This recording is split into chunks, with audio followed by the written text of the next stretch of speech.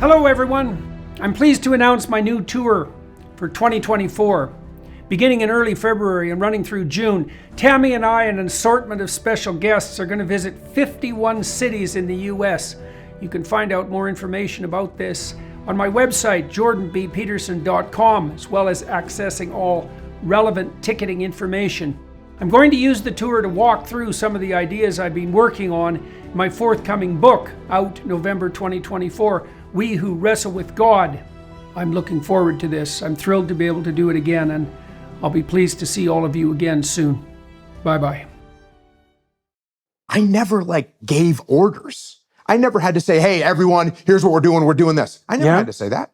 The caveat is we're in a gunfight and, I need you to take your element over that building. Yeah. And even then, it's a strong suggestion because I might say, Jordan, take that building over there. You might look back at me and say, negative. Mm-hmm. The reason you're saying that to me is because there's something that you see that I don't see. Yeah. So the idea of barking orders and that idea that the military or any organization can be run through authoritarian dictatorship, look, you can make it work for a little while, but it's not a long-term solution, and that's what we've got to watch out for.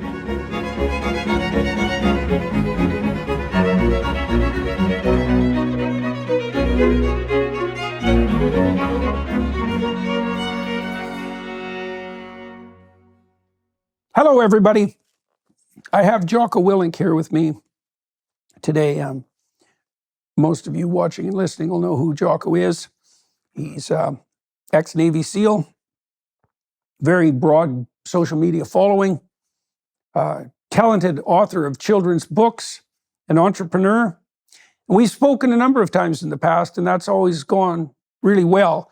The conclusions that he's drawn as a consequence of his vast experience in the military and on the entrepreneurship front dovetail very well with what I've learned as a consequence of working as a clinician and a professor and in the entrepreneurial space over all these decades. We talked about leadership and ethics, and I would say about invitational leadership and ethics, and fleshed out a landscape of description about leadership that makes it not so much a matter of top-down command and order, but of bottom-up formulation of shared vision and shared goals, supplemented by continual communication. And we also talked a lot about the pleasure of mentorship, which is a form of fatherhood, I would say, and the fact that people, men particularly in relationship to fatherhood, have a vested interest and instinctual tilt towards developing the best in other people, and that's a much better way of viewing the manner in which proper hierarchies are structured than one that relies on the assumption that people are fundamentally motivated by power. Maybe the best of us is motivated by the opportunity to serve the best in other people. And I really think that that's a possibility. And I would say that's also a hallmark of Jocko's style and message. Well, Mr. Willink, let's start by talking about your tour. So when were you on tour? A few months ago, I went on tour. This was the second tour that I did. And the first one I did was right at the beginning of COVID, right before COVID. In fact, I may have been the super spreader of COVID. Oh, yeah, probably. Because I did San Francisco, New York, LA, DC. I was in all the places where eventually COVID spread really quickly. And I had been to all of them, and who knows? Or you helped us get over it quicker. That's Yes. how I would look at it. You're welcome. Yeah. So this one was a few years later, and I just did 5 or 6 cities this time. And what was nice was the one that was in Chicago, we brought a crew in and we filmed it, and we're going to release it. So when's that coming out? I'm not sure yet. All the editing and everything isn't done yet, but we'll put it out there. So why do you think people, and what do people tell you? Why do people come and see you? What is it that you're providing to people, do you think? I think people want to come see me and want to connect with me in real life because they've listened to my podcast a lot. Yeah. So I think that has a lot to do with it. And then I think people, I'm just up there sort of sharing experiences that I've had. And I try and do the best I can in presenting the lessons that I've learned. And really one of the biggest lessons that I was talking about on this tour was it's going to be okay. And I think that especially when people go through traumatic situations, obviously I deal with veterans a lot, law enforcement, and the whole PTSD that people have been going through and talking about for the last, well, I guess since the wars have been on, last 20 years. And a lot of times someone would go through traumatic experience and they'd have bad feelings about it. They'd have regrets about it. They'd have things that they wish they would have done differently. And one of the main themes I was telling people during this tour was that's totally normal and it's okay. It's okay to think, oh, I lost some friends and sometimes I feel sad about it. Well, yeah, of course. Mm-hmm. Like that's normal. That's fine. In fact, if you weren't sad about it, there may be something wrong. Because I think that people have been told for a while that, oh, if you're feeling sad, there's something wrong with you. When I actually don't think there's anything wrong with when you feel sad. You feel sad? Yeah, you lost friends. You're going to feel sad. Oh, you were in combat. You had to do some horrible things. You did some things that you regret. There's nothing wrong with that. People make mistakes. Things don't turn out the way that they wanted them to. We made decisions and there was a bad result at the end of that decision. And instead of thinking, oh, I'm a terrible person, no, it's like you made a mistake and that's okay and you got to move on. Yeah, that's the tricky part, I think, with regards to, say, post-traumatic stress disorder or regret. Because it's one thing if you're sad because you've lost people. It's another thing if you're blaming yourself because you believe, and maybe with some cause, that you've made a mistake. And often people don't know what to do about the fact that they've made a mistake. So maybe we could talk about that a little bit, because some of the people who are watching and listening will have made mistakes, and some of them are hanging themselves out to dry because of it, right? I mean, especially if you make mistakes that have had fairly dramatic consequences. So, and this ties in, I would say, also to the motif of forgiveness, because there's not much difference between forgiving other people and forgiving yourself. And you can't just do that by saying that you're going to do it. So what I've observed clinically, and I think this works philosophically as well, is that what you want to do to set things right, which is to atone, is to lay out what you've done that you think was wrong. Provide yourself with the best possible defense. So, there's a reason in our legal system that we start with the presumption of innocence, which is a miracle. Because tyrannies start with the presumption of guilt. And the reason they do that is because everyone's done something wrong. And if you dig around enough in anyone's life, you'll find a reason that they're culpable, a reason to put them away. And so the fact that we presume innocence is a complete bloody miracle. And I can't figure out how we ever managed to get that right. But you got to do that with yourself. So imagine you're taking yourself to task because you did some things wrong. It's like, okay, list them out in your imagination or write it down. But then you got to defend yourself as thoroughly as you possibly can, which doesn't mean you're trying to get yourself off the hook. It means that you're trying not to take yourself apart more than is necessary. And then you might ask, well, if I've done something terrible, maybe what's necessary is that I commit suicide, is that I pay the ultimate price for my sins. And people will do that when they're depressed.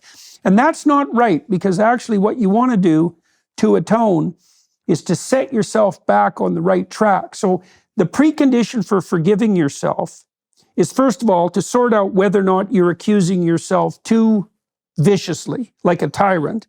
But then let's assume that there's some leftover evidence, compelling evidence that you did do something wrong.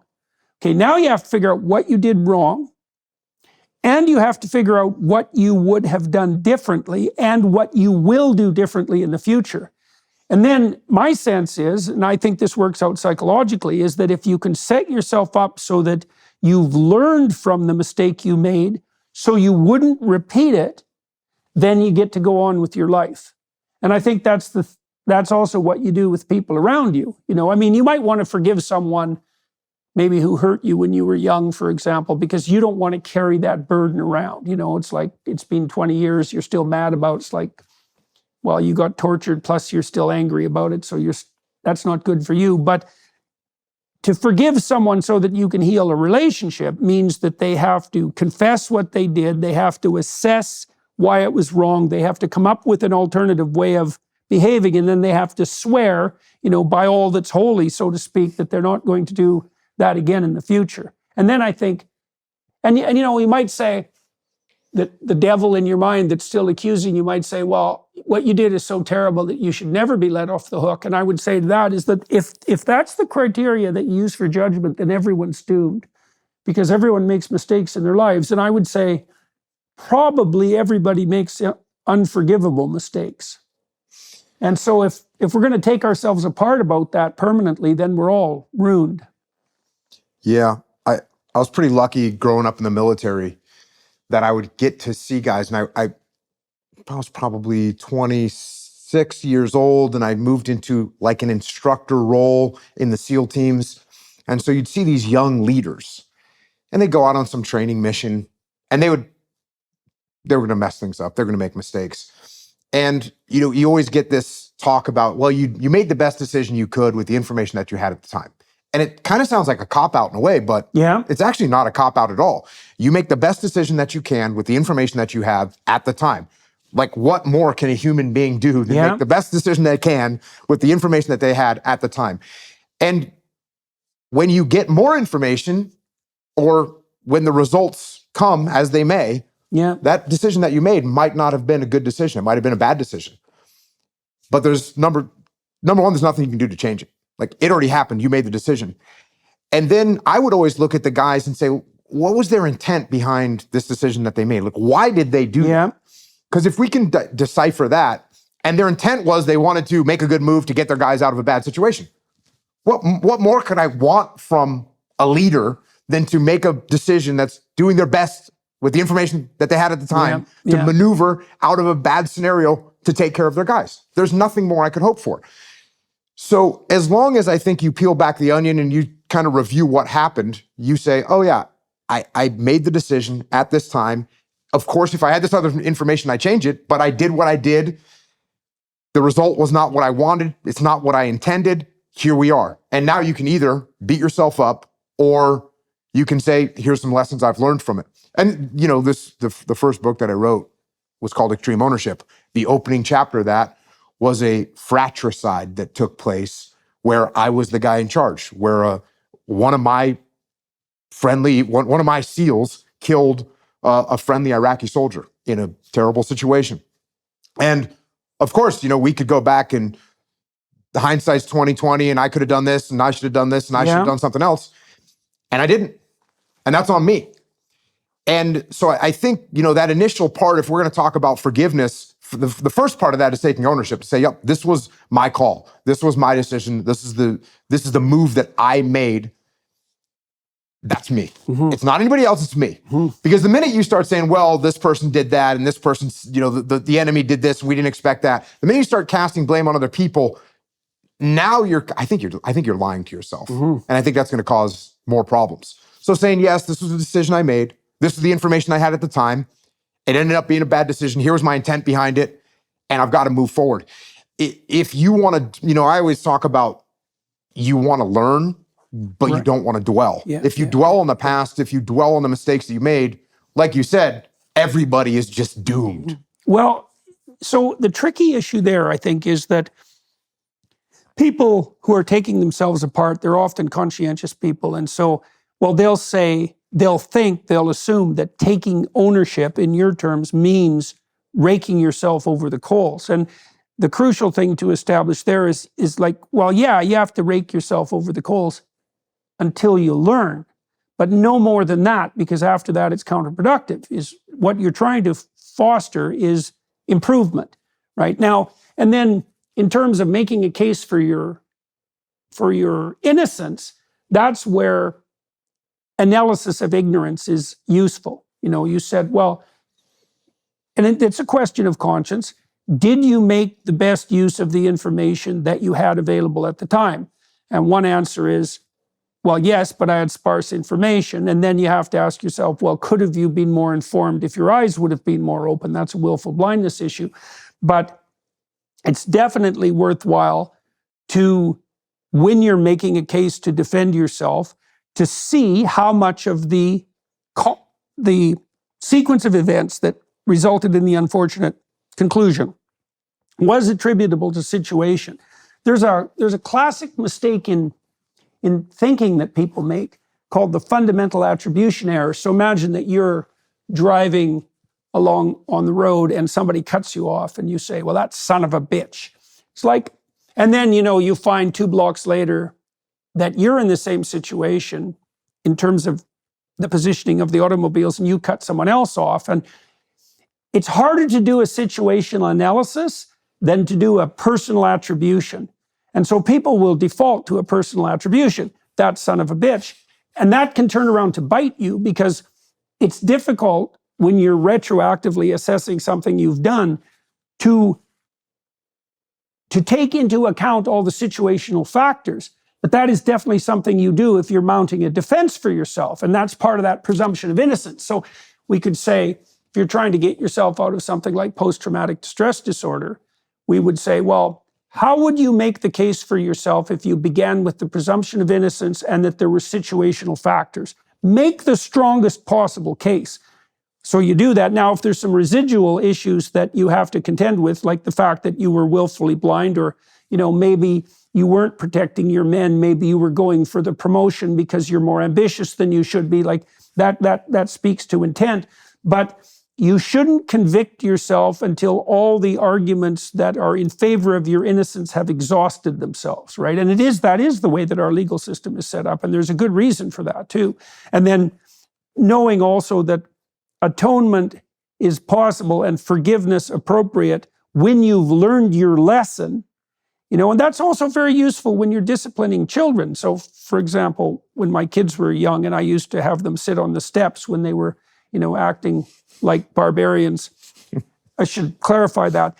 You discipline your children when they're acting in a way that isn't appropriate for their age, in accordance with universal human judgment. So you should discipline your children when they're disgracing themselves. And the reason you should do that isn't because they're bad kids, or because it reflects badly on you, or because you're angry, but because if they continue to act that way, other people aren't going to want to have them around. And that's not good for your kids, so you discipline them. So I say to my son, for example, go sit on the steps till you can act like a civilized human being, or whatever terminology is appropriate when he's young. And the rule was, well, as soon as you get yourself under control, problem solved. Well, it's the same with past sins, so to speak, as if you failed to hit the target properly, but you figured out why, and now you know how you would chart your course differently in the future, done. And it's also the case that even most negative emotion that you experience in relationship to past memories only emerges because there's a hole in your adaptive structure. So imagine at some point in the past you fell in a pit and you don't know how you got there. Well, that emotion is going to remain hot and dangerous until you figure out why you fell in. And the reason that your conscience keeps torturing you about that is because, well, you fell into a hole and you don't know why, and so maybe you'll fall into another one, and so you shouldn't be that comfortable. But if you can figure out why, and you can reevaluate your aim or your course so that that isn't going to happen in the future, well, even psychologically, your own conscience will let you off the hook if you've reconfigured your pathway. And you do that, well, partly by not taking yourself apart to any great degree. All right, so you said that one of the things that you said there were 2 reasons you thought that people were maybe coming to see you live, is they'd been watching your podcast and they actually wanted to make more personal contact. Do you do meet and greets and that sort of thing at the end of the? I do it the whole time. Like, as soon as people start coming in, I just hang out with them and then get up on stage and do the show and then hang out. And the staff at the place will say, how long are you going to meet with people? And I say, until everyone's met with me that wants to meet. And do you do that? Do you do that formally, or do you do that informally? Informally. Yep. See, at the end of my lectures, we have a formal meet and greet, and people line up, and there's a bunch of reasons for doing that. there's a ticket increment that's associated with that. So there's a financial reason, and that makes the tour more rewarding. But it's also because there's so many people that want to do that, formalizing it made it much more efficient, because everybody gets, it's not very much time. It's only about 15 seconds, probably something like that. But the parameters are pretty nicely defined, and we can, what would we say? We can provide more people with what they want doing that. And so I really enjoy that, actually. And 15 seconds isn't very long, but it's not nothing. And if you're awake, you can have a bit of an interaction with someone that isn't only surface. And that's also a really interesting challenge, to be able to do that rapidly and efficiently in a way that's satisfying for everybody who's involved. Yeah. Well, the weird thing is people come up to me and they say, I feel like I know you. Yeah, right. And I say, you do. Yeah. Like, you listen to the podcast, there's hundreds and hundreds of hours of me talking about all this different stuff. And if you listen to all that, you do know. Yeah, right. And then I kind of know you too, because we've had these shared experiences of going through all these topics together. And so I kind of know you too. Yeah. And so you do have like a legitimate connection with people, and they can come up and just tell you whatever it is they're going to tell you. Yeah. And they can ask me a question in 14 seconds and I'll give them an answer in 32 seconds and we're good. And they're high-fiving and bro hug and we're moving on. Well, that's a lot awesome of contextual information. Yeah. Absolutely. I feel exactly the same way. Yeah. And like you said, the idea that the people who are coming have that they know you, that's not a falsehood. Unless you're being false in your podcast. And I know that you're not false in your podcast. So they actually do know you. Yeah, I really enjoy going. I really enjoy going tour. How long do you talk? 2.5 hours, something like that. Oh yeah. So quite a while. Yep. Okay. And I'll do some Q&A in there as well. There'll be some Q&A. Roll the dice with the Q&A. You never know what you're going to get. Yeah, we use Slido. I don't use that. Well, it's this technology so everybody on the screens in the theaters, there's a code, and everybody can enter the code into their phone, and it brings them to the Slido site. And then they can ask a question, but more importantly, they can upvote the questions. And so that's very helpful because I talk for 90 minutes, about hour, 90 minutes, something like that. And then Tammy aggregates the questions from Slido, and she asks me the questions. And because everybody can vote, it gives us a chance to sample the audience.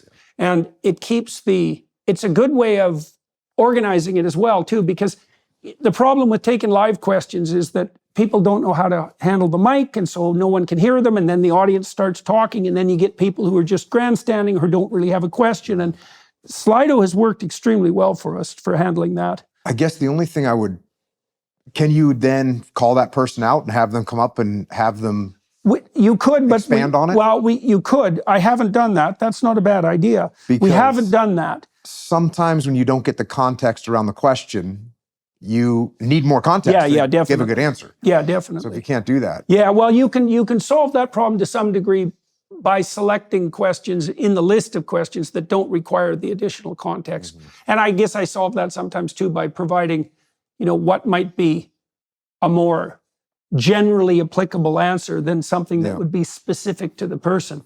There's something kind of awesome, though, about just someone stepping up to the mic and you don't know what you're going to get. Fair enough. And I enjoy that. It's like the no net tightrope walking, right? Well, that's also what I like about the lectures, because I don't lecture from notes. I mean, I prepare beforehand, and I have a question or two in mind that I'm trying to answer, but I never use notes. And I think part of the reason that the live lectures are compelling to people is because they are without a net. They are tightrope situations. And one of the things I really like about speaking spontaneously like that is if there's a question at hand or two questions, they're questions that I seriously want to investigate. And so I'm trying to investigate them in a new way as I go. And if you do it right, you can bring the whole thing to a conclusion that's like a punchline, right? And that's really fun to see if you can orchestrate that in real time. That works on podcasts too. And what's your batting average on getting, if you did 100 shows, how many times do you land like right where you wanted to land and you walk off the stage triumphant with a grand slam in the 9th inning? We're experiencing a lot of global instability as we plunge into primary season. How are you protecting your family in the midst of all this chaos? The fact is, there is one asset that has withstood famine, wars, and political and economic upheaval dating back to biblical times, and that's gold. It's not too late to diversify an old IRA or 401k into gold, and Birch Gold Group can help you with that. Birch Gold can help you create a well-thought-out and balanced investment strategy. They'll help you convert an existing IRA or 401k into an IRA in gold without paying a penny out of pocket. Diversify into gold today. Just text Jordan to 989898 for a free info kit. With an A+ rating with the Better Business Bureau, countless 5-star reviews, and thousands of happy customers, I encourage you to check out Birch Gold today. Text Jordan to 989898. Claim your free info kit and protect your savings with gold. That's Jordan to 989898.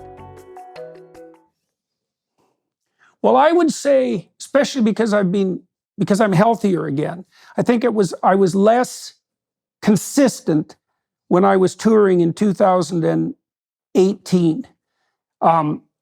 Because I'll put a lot of balls in the air, and it's like you're going to see a complex movie, now and then you go to a movie and there's 50 things going on, and it's like an hour and a half in, and you think, is he going to manage it? Is he going to tie it all together? And sometimes it's like it comes together and it's like, Dad, that was a great movie. And sometimes there's some fool thing that happens and leaves everything hanging. In 2018, more frequently, I would get a lot of things going and then maybe only tie them 3/4 together. But in the last couple of years, the talks, they almost always cohere. I mean, sometimes you nail it, right? And so those are particularly exciting times. But batting average is pretty high now. So you and I were talking about being rock stars. Both of us probably would have been much better off if we'd been rock and roll stars. So what I do at my talks is I make a set list, right? Like, the old days when I would go to shows, to rock and roll shows, they'd make a set list. And if you could steal that thing or get a hold of it at the end of the concert, you had something pretty cool, right? This set list thing. So that's what I do. I make a set list. I'll just have like different topics that I'm going to talk about. And there'll be some kind of thread, but if you plan it out too much, it doesn't have the spontaneity that feels that good. Yeah, definitely. Then when you just roll with it and you got your topics and they're kind of out there, and I'm going to talk about these things and I'm going to try and pull it off at the end, and we'll see where it goes. Yeah. Well, it's a lot more exciting to do that because you don't know where it's going to go. That's the wind blowing where it listeth, right? You have to follow that thread. And it also enables you to really pay attention to the audience, because one of the things you're doing when you're lecturing, when you're speaking to an audience, it's not lecturing. That's the thing. It's different than lecturing because it's not a set, as you said, it's not what you have isn't set a priori. When you're communicating with a crowd, you have to watch to see what's landing. And that's partly what you're doing there is you're putting yourself in tune with the spirit of the crowd, because everybody comes there and it's a particular time and it's a particular night and there's particular things going on in the broader political realm. And so everybody's charged in a certain way. And some topics are going to land more heavily that night than others. And if you really watch the audience members and you listen for when you get silence, you can feel when you've got the words matched to the expectation of the audience properly, and then you can track that thread. And you can't do that if you prepare in too much detail to begin with. So you use topics. So I use questions, like I have questions in my head, but then I also have topics that I can use. They're like greatest hits, I suppose, in some ways, right? So that's that set list idea. I was about to ask you about greatest hits, because you got to. Some of that crowd probably wants to hear just the Jordan greatest hits. They want to hear you go off about some lobsters, right? I talked to Douglas Murray about that too, because we've done some events together, which has been very fun. But one of the things Douglas pointed out more explicitly was that if you have a base of viewers and listeners, they have a certain set of expectations. They want to hear something new, but kind of optimally new. They want you to return to themes that they've become familiar with, partly because that's a good place for them to understand. It's like, and it is, I think, akin to going to see a concert. You want to hear some new material from your band, but You want to hear some of the things that you've come to know and love. Now, why do you want that live exactly? Well, I think because it gives the audience that opportunity to participate in real time with the unfolding of something that's ordered and classic and new at the same time. Yeah, and it's live, it's real. Yeah. So it's not going to be an exact replication of what they heard before. Yeah. There's going to be some nuance. You're going to take that guitar solo somewhere a little bit different every time, and they're going to get to see that. Yeah, well, people can also evaluate then too if it's the real thing, and I think it's especially true for the kinds of podcasts that you and I do, which have this kind of motivational and psychological element to them, is people really want to know, it's like, am I selling my soul to the devil here, or is this person who they claim to be? This is one of the things I've always been impressed with about people like Joe Rogan, for example, is like Rogan is just exactly who he presents himself to be. Like there's no, and I've seen the other side of that often at political events, go to political events. I know the person who's involved, possibly. Many of the political figures that I've seen perform have a political face. They're not the same on stage. They have a political act, and they're different people off stage, often smarter people, interestingly enough, and I think more interesting people, but Rogan doesn't have any of that. And Nope. I think when people are looking for motivational direction and delving into personal philosophy, they want to bloody well make sure that the people that they're listening to are credible. And that's something you can assess more particularly in a live situation, especially when you're watching people interact on their feet, right? Because they don't have that scaffold. Vivek Ramaswamy told me he wouldn't use a teleprompter he swore he wouldn't use a teleprompter during the campaign, partly because he wanted to avoid exactly that. And I think this is one of Trump's real strengths too, is that Trump might make mistakes when he speaks, but they're his mistakes. And people are willing to cut him a lot of slack because they're his mistakes. And there's a courage about that too, because there is the possibility that you'll go, spectacularly wrong, say something stupid or fail. Yeah. So you talked about intent when people are analyzing their motivations for their past conduct, for better or worse. What's your intent in the tour? And how do you orient your intent before you go on stage? Mm-hmm.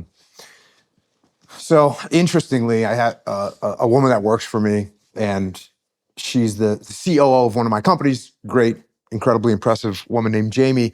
And she was at one of these live events, and I got asked during the Q&A, someone said, "Hey, why are you doing this?" Yeah. And she, who hears me speak all the time, she told me afterwards, she said, when I got asked that question, she wanted to hear what I was going to say because she never really thought about, why does he do that? Because she kind of knows my life situation, my financial situation, where I'm at in the world. She kind of knows, and she never really thought to ask me, why are you on tour right now? Why are you doing this? Why aren't you just relaxing, sitting by doing whatever it is you want to do? Yeah. And she waited for my answer, and my answer was to try and help people out. Yeah. That's it. I mean, at this juncture. So so let's delve into that a little bit. There's two things you brought up there that I think are particularly interesting. One is the automatic assumption on the part of people who might be asking the question why, that if everyone had their druthers, they would be sitting on a beach relaxing. And people ask me, I was home visiting my parents recently, and my mother said to me, "Don't you ever relax?" Because I was working while I was there on all sorts of things. And I said to her, I don't know. I'm not that interested in relaxing. To some degree, I don't even know what that means. If I'm tired, well, I'll sit down, and maybe I'll watch a stupid comedy or something because that's all that's left of me, Tammy and I watched Legally Blonde the other night, and that was about right because I'd been writing all day, Yeah. And it was Sometimes stupidly you need funny. that. Yeah, right. And so fine. But as a goal, my goal is not to relax. I think my goal is to have as an adventurous a time as I can possibly manage. I've been writing about the book of Abraham in this new book I'm writing. And Abraham, the conception of God in the book of Abraham is that God is the voice that calls you to adventure. And that the the most devout path is the path with the highest adventure. Yeah, I really like that. I really like that because, your life is not going to be justified by satisfaction or satiation. That's for infants. There's going to be plenty of pain. And so there's no escape from pain. And so you might say, well, if you can't be satisfied and there's no escape from pain, then there's no hope. But if the point is the adventure, well, that's just not true. Then the adventure can justify the pain and the lack of satiation. So you said, back to the adventure, a tour is an adventure, but you said that your prime motivation is to help people. Okay, so let's dig into that a bit. We could get skeptical about it. It's like people might say, like the postmodernist types, the neo-Marxist types would say, well, that's just your cover for like your dominance, your power striving. You've made lots of money. You're famous. People know who you are. It's like, and because that's not enough for you, you have to add this overlay. It's, oh yeah, and by the way, I'm just doing this to help people, right? So that's the very cynical attitude. But you can understand that that's a justifiable criticism. And if you were narcissistic, it would also be a genuine criticism. So why do you think it is that why do you think your claim that you're helping people is justified? And if it's justified, why do you think that you find helping people intrinsically rewarding? Going back to my career in the military, I think this is where I initially learned this, because as you're coming up in the military, you're going up in the ranks and you're getting moved into more positions of responsibility, and you're going out and conducting operations and all those things that you do inside the military in your career.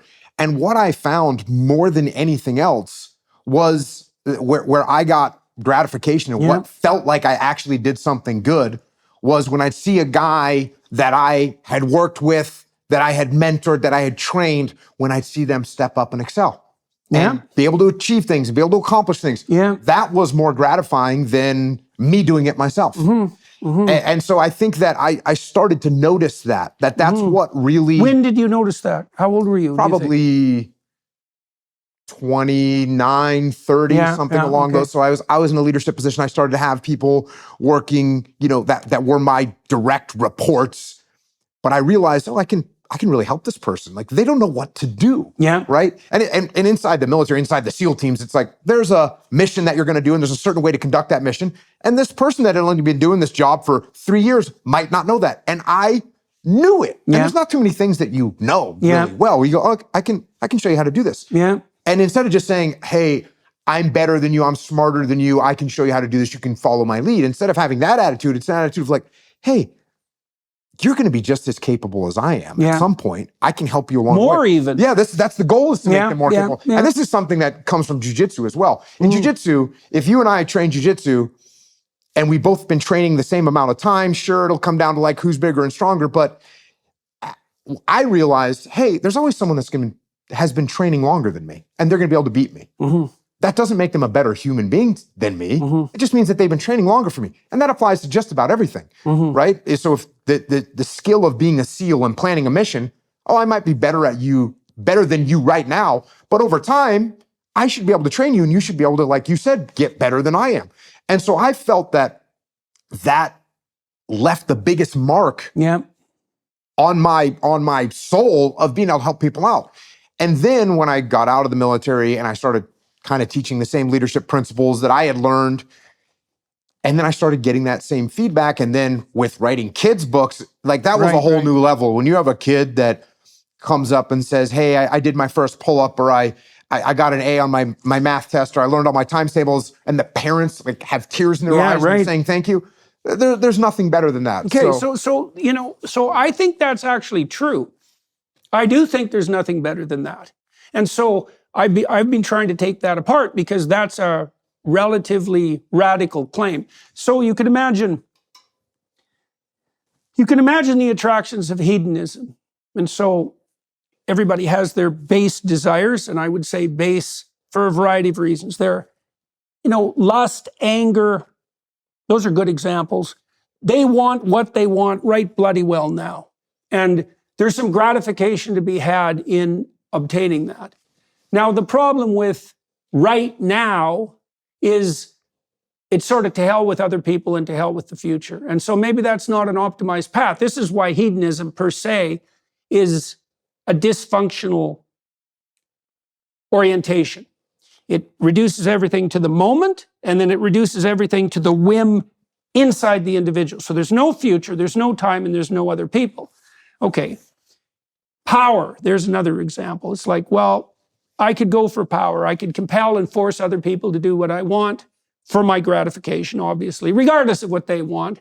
Why shouldn't I do that? If I could do it, and cultures like ancient Rome, cultures that are predicated on the notion that might makes right, they're predicated on the idea that, well, if you can do it, you should. And that the fact that you can and would makes you better, like by definition. If I can force someone to do what I want them to do and they can't resist, then why shouldn't I just be contemptuous of them? And I think the answer to that is, well, it backfires. It's like you can enforce your will on people for a while, but even among chimpanzees, the probability that the moment you turn your back or show any weakness that you're going to get torn into pieces is extremely high. So hedonism, power, those are sort of alternative motivational states. Well, this one, this pleasure in helping other people develop, I think, well, why shouldn't we think that that's just your cover story? And I think the reason for that is, well, here's one reason. Human beings are pair bonding creatures, and our children are dependent longer than the offspring of any organisms. So there's two pathways to reproduction. There's two patterns of natural world reproduction. There's the mosquito pathway. These have technical names. I can't remember. One is K. I can't remember the technical names. Mosquitoes on the one end, human beings on the other. So the mosquito strategy is 1 million offspring, and if 999,000 of them die, as long as one survives or two, you've done your job. No investment past sex, right? And there are human beings who have that strategy as well. No investment past sex, right? The alternative is immense investment, maybe multi-generational investment. That's parenting, grandparenting, great-grandparenting, maybe the establishment of a pattern that even works beyond that. Human beings have staked their existence on the high investment reproductive strategy. And so to the degree that we're biologically prepared to be fathers, there's an instinct for mentoring. And I think that what you're describing is the broader scale manifestation of exactly that. Now, you tied these things together. You said you discovered when you were young that helping other people develop was a great intrinsic pleasure. And you said maybe the most rewarding of the intrinsic pleasures. And I really do believe that's true. It's quite stunning to realize that. My graduate supervisor was a very great guy. He's still alive, Robert Peel. And Bob was a really good professor, and he got a lot of joy from lecturing. He was a really good researcher, a good administrator. Like, Bob had it all going. And still, the thing he felt that he took most pleasure in across the entire expanse of his career was helping his graduate students in particular develop their careers. He was very generous at that. And of course, it paid back to him immensely, because it turns out if you share ideas, you generate more ideas because the ideas get rewarded. And if you help other people develop their career, they tend to, it reflects very positively on you. There's a saying in the SEAL teams, if you take care of your gear will take care of you. Meaning, if you take care of your parachute and you prepare it and you pack it correctly, when you pull your ripcord, it will open. Yeah. Or your dive gear, when you're underwater, if you prepared it and you've maintained it correctly, you can breathe underwater, which are really and good you don't things. die. And you don't die. Yeah. Starting a business can be tough, especially knowing how to run your online storefront. Thanks to Shopify, it's easier than ever. Shopify is the global commerce platform that helps you sell at every stage of your business. From the launch your online shop stage all the way to the did we just hit 1 million orders stage, Shopify's there to help you grow. Our marketing team uses Shopify every day to sell our merchandise, and we love how easy it is to add more items, ship products, and track conversions. Shopify helps you turn browsers into buyers with the internet's best converting checkout, up to 36% better compared to other leading commerce platforms. No matter how big you want to grow, Shopify gives you everything you need to take control and take your business to the next level. Sign up for a $1 per month trial period at shopify.com/JBP. Go to shopify.com/JBP now to grow your business no matter what stage you're at. That's shopify.com/JBP. Well, the twist that I put on that was if you take care of your people will take care of you. Yeah. And that's absolutely true, even in what you're just talking about with Bob. Yeah. Because Bob it's an invested in investment you. strategy. He took care of you. Yeah. And look, could we play the Jordan game on this thing where maybe he was just doing that knowing that in the long run, all those favors were going to come back and he was going to get taken care of. That'd be a really long-term strategy, and it'd be a kind of a gut check to put up with all these miserable graduate students this whole time, where you're just kind of putting chips on the table, hoping that these investments would pay off. I also think, too, that at some point, you have to flip the definition.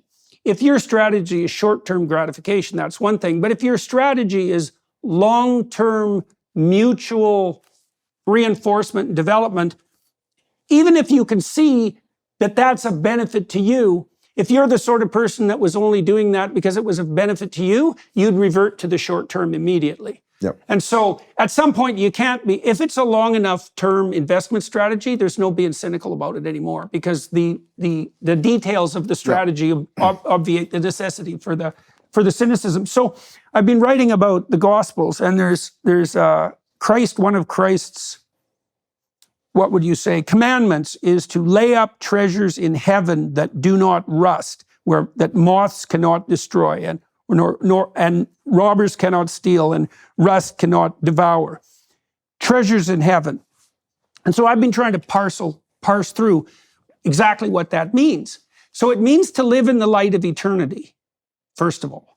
So it means to view everything you do in the moment as extending, as if it extended infinitely throughout time. So Kant, the philosopher Kant, had this categorical imperative.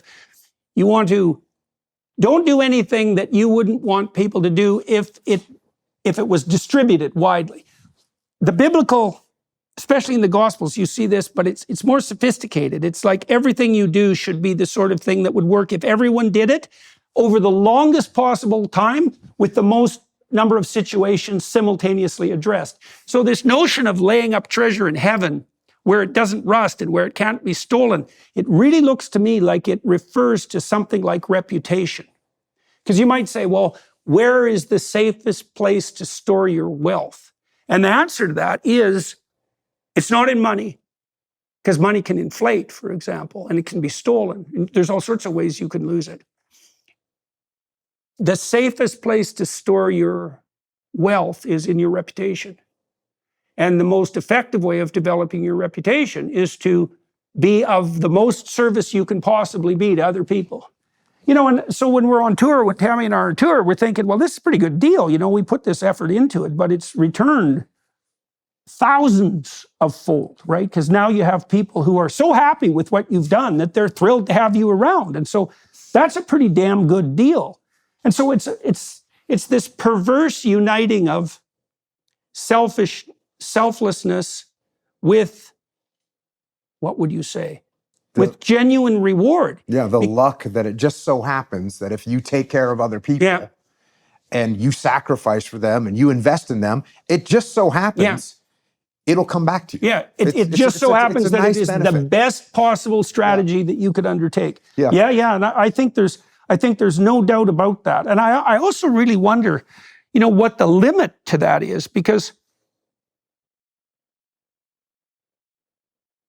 it's obviously the case that, so here's another, you tell me what you think about this. Here's another form of fundamental reward. If you've gone out of your way for someone, let's say, so you made sacrifices for them, and then you see that really helped them, and they let you know that really helped them, that's a moving moment, and I'm sure you've encountered that many times where people will come up to you, say, during the lectures or the tours, and they'll say, here's something you said because of something you learned, and here's how it helped me. And you think, like, that strikes a very deep chord. And that is one of the things that, well, for us anyways, for Tammy and I, that's certainly one of the things that makes the tour worthwhile. But it does speak to that depth of motivation in mentorship. And this is a very effective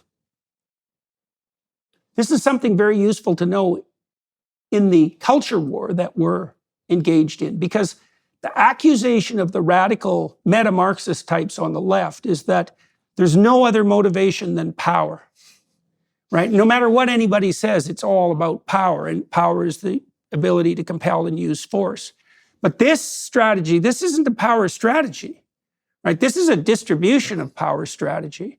It's like you're genuinely acting in the other person's best interest. Yep. And if that's also allied with an instinct that makes that deeply meaningful, and that's the instinct of fatherhood, as far as I'm concerned, it just makes a complete bloody mockery of the claim that the only fundamental human motivation is power. Yep. And going back to a leadership perspective, Yeah. what I actually want as a leader is I don't have to do anything. Because you've stepped up and now you're running everything, and I can look up and out and move on. Yeah. That's number one. And number two, and I'd be interested in your opinion on this, I tell people all the time that intent has a smell. Intent has a smell. So if your intent is actually to take advantage of me and get things from me, and you're taking advantage of my mentorship, and you're eventually gonna, that intent will have a smell. And sometimes it's hard. Sometimes you meet someone and you go, man, that seems a little bit off. Yeah. This person seems a little bit off. I'm not really sure about this person. Yeah. And I think in my mind, that's their intent. It's seeping through. You can smell it. And if you got to watch out for that. And I always have to remind people that there are terrible people out there. There are snakes that I will invest in you and invest in you and invest in you. And what you'll do at the end of that is you'll take it and turn away with it or turn it against me. You bet. And if I would say this, that is an absolute possibility. It can absolutely happen. Yeah. But if you invest in 10 people, 9 of them are going to give back to you and you'll be in a better place. Yeah. One person will try and run away, and they'll eventually, unfortunately for them, they'll dig themselves a hole that they can't get out. Well, we also know that too. So psychopaths take advantage of other people. They use power. And so for someone who's truly psychopathic, you're nothing but a set of opportunities for short-term gain. But the problem with being a psychopath is that they have the same attitude towards themselves. So they'll sacrifice, relationships, obviously, which is the future to a large degree. They'll sacrifice their own future to take advantage in the moment. And the consequence of that is it's not a strategy designed for success. You hear all this, that there's all these psychopaths in positions of power and authority. It's like, most of the time, like the real hardcore psychopaths are very, very likely to end up in prison. But even the ones who fool some of the people some of the time, or even all of the people some of the time, the chickens come home to roost. It is not an effective strategy. And this has even been documented among chimpanzees. So now and then in chimpanzee troops, you get a leader, a dominant male, who's risen to the top because of force. Fundamentally. But those troops are not very functional, and his leadership is very unstable. And as I mentioned earlier, he's very likely to meet a dreadful end. And so that's another problem with the claim that power is the only true motivation, is that first of all, as you said, it's actually about 1 in 20 people who use it reliably as their fundamental motivation. So the rate of psychopathy, narcissism, etc., it starts to reach clinical proportions in about 1 person in 20. So 19 out of 20 people that you help will respond in kind. That's a good investment. It is a great loss. investment. That's right. That's right. Usually not that hard to figure out. I mean, it might take a little bit of time before you realize, this person's definitely looking out for themselves more than anybody else. Well, and that's going to be a problem. And you said that has a smell. So one of the things I've been working out with this character, Jonathan Pajot, is there's an ancient idea. Imagine there's a pyramid of values, okay, and there's a pinnacle value. And in the Egyptian formulations, the pinnacle value was Horus, the eye, which is the capacity to pay attention, which I really like. It's like everything should be subordinated to your capacity to actually pay attention, to watch. But you could think about that ability to watch as the thing that's at the top, or you could think about it as something that is at the top and operates at every level. So the idea would be that if you pick a principle to guide yourself by, maybe it's the principle of short-term self-promotion, that's going to be your guiding star. but it's going to leak out in absolutely everything you do. Every word you say, every gesture you manifest is going to speak of that. And people are pretty good at decoding nonverbal behavior, and that smell is associated with that pattern of short-term selfish gratification. And you're right, with repeated interactions, there's something off, eh? Mm-hmm. You can tell, and other people can tell too, which is another reason why that psychopathic pattern of adaptation doesn't work socially, and it doesn't even work for the person that's applying it. Yeah. It's perverse, eh? Because an active psychopath might be better off than someone who's so paralyzed by depression and anxiety that they can't move, right? Because like a psychopathic attitude that's self-serving can take you out into the world. And it's also unfortunately the case that it can, if psychopathic men who are narcissistic have a reasonably good track record at fooling women, because psychopaths mimic competence. And they do that by having false confidence. And women use confidence as a marker for competence, but you can game confidence. And that's what psychopaths and narcissists do. You know, they think they know, they actually believe that they know more than they know, partly because they have such a dim view of everyone else. And that can give them a glitz and an aura of confidence that, and what you see in the clinical literature is that works particularly well with the younger the woman, the more effective that is. Because they're just not they're not experienced. They can't tell the Gastons from the, exactly. Gaston's a perfect example of that. And I always try and explain that to people, that one of the worst situations you can be in is when you think that the little moves that you're making, no one can see them. Mm-hmm. And it's so obvious to everybody else. Everybody else that's watching can see exactly what you're doing. You think, oh, they can't see the maneuvers that I'm making to take care of myself. No, they see, everybody sees, and it ends up destroying you. So that idea of like what you talked about, imposing my will on other people, you can get away with that for a little while. Yeah, if I'm the boss and I can fire you or I can give you punitive measures because you didn't follow my orders, that'll work for a little while, but it's not a long-term solution. And eventually you're going to have a mutiny on your hands and you're probably going to end up, they actually had a name for it in the Vietnam War, right? We would frag you. You're my officer. You're imposing your will on me. You're not listening to what we have to say. Cool. We're going to frag you. We're going to get into a gunfight at night. You're going to get shot by one of us. They had a name for it. Yeah.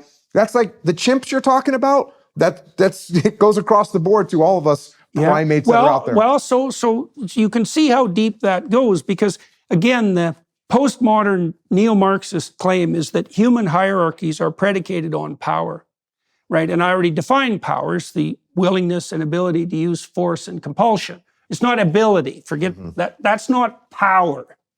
Ability is the ability to get things done.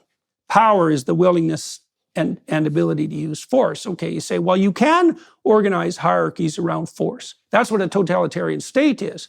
But your point is dead relevant. It's like, well, that works fine, except when it doesn't work, and then it doesn't work at all. And I don't believe at all that the functional hierarchies that men organize, if they're predicated on, Jean Piaget, the developmental psychologist, delved into this too. He said there's another problem with a hierarchy that's built on power.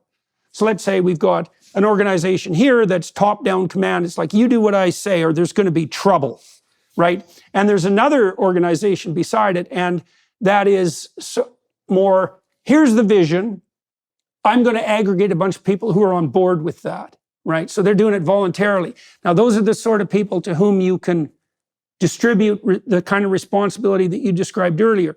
So you want people around you that don't need you around, right, as you build an organization. And you might say, well, I don't want to cede all that control. That means you're power mad. But the advantage to you is if you build those people underneath you who are competent in their own realm, you can keep moving your ambition higher and higher because you build this platform beneath you that's composed of competent people, and all that happens is your expansive opportunity increases. Okay, so Piaget's observation was this.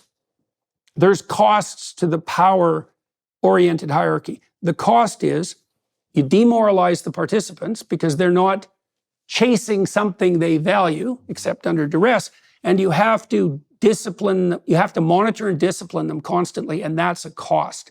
So if you put system A, power-based, and system B, voluntary-based, right, vision-based, let's say, in a head-to-head competition, the voluntary organization will always eventually stomp the power-based. Yep. And I think that's exactly right. Yep. When you go to these live events and you get asked questions, and I got asked a question, and it just kind of led to a whole thought process. But somebody, asked me, well, how do I get people to listen to me? Mm-hmm. So I'm in a leadership position. How do I get people to listen to me? Mm-hmm. And I said, if you want people to listen to you, you need to listen to them.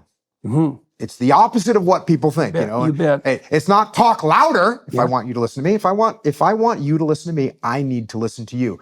And that kind of opened up this whole idea for me. There's a whole category of these things, right? If I want you to respect me, what do I have to do? I have to treat you with respect. Yeah. If I want to have influence over you, what do I have to do?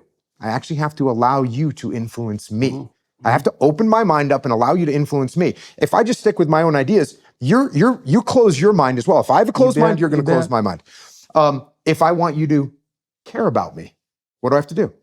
I have to care about you. Mm-hmm. And by the way, in my opinion, these are the components of a relationship. Right? Yes, definitely. If we listen to each other, if we don't listen to each other, we don't have a relationship. Yeah. If we don't respect each other, we don't have a relationship. If we're not influenced by each other, we don't have a relationship. So if we don't care about each other, obviously we don't have a relationship. So when you want to build a relationship, what do you have to do? You have to listen to the other person. Mm-hmm. By the way, this applies to your employees. It applies to your kids. Mm-hmm. It applies to your spouse. It applies to everyone. If you want them to listen to you, you have to listen to them. And you can't just, I'll stop talking as I prepare my counter for what you're saying right now. Yeah. It's like, I'm literally going to listen to what you have to say and try and open up my mind and open up my perspective so that I understand your world as well as I possibly can. I'm going to integrate that into what my thoughts are, and we're going to come to an understanding. We're going to move forward with a better solution. This is why when I was in the military, I never gave orders. I never had to say, hey, everyone, here's what we're doing this. I never had to say that. Yeah. Never had to say that. Oh, the caveat is we're in a gunfight and, I need you to take your element over that building. Yeah. And even then, it's a strong suggestion because I might say, Jordan, take that building over there. You might look back at me and say, negative. Mm-hmm.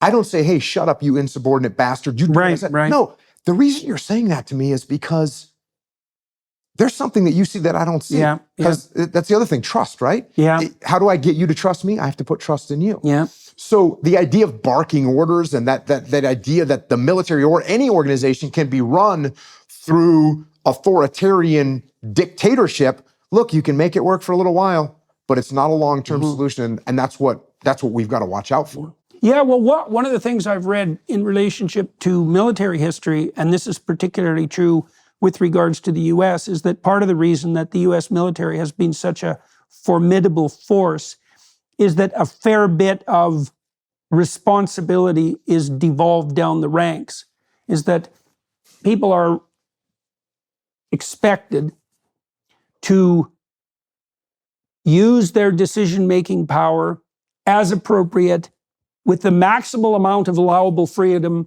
at their level of authority. And you can imagine why that's much better, because it's the same thing. It's the free market equivalent in the military.